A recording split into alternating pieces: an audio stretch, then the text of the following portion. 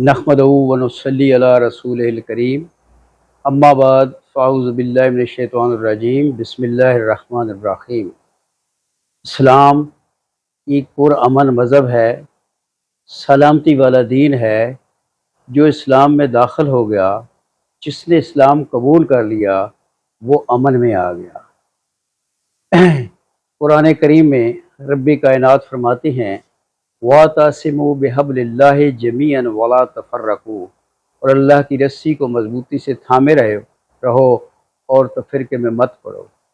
इसी तरीके से एक इंसान का कत्ल पूरी इंसानियत का कत्ल करार दिया है।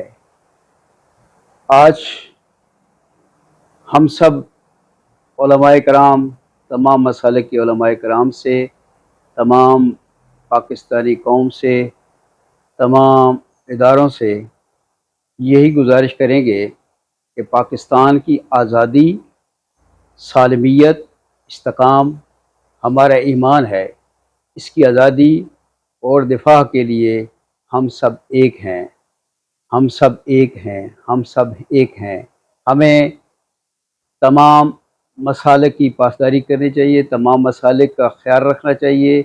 एक दूसरे के ख़िलाफ़ कोई ऐसी बात नहीं करनी चाहिए जिससे हमारे मुल्क के अंदर इंतशार फैले, अमन ख़राब हो।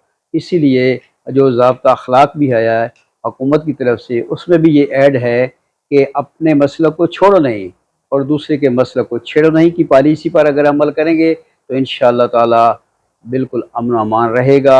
हमारे ज़िला के तमाम उलमाए कराम हमेशा एक अच्छी सोच रखते हैं, इसी वजह से ये ज़िला अमन का गहवारा है।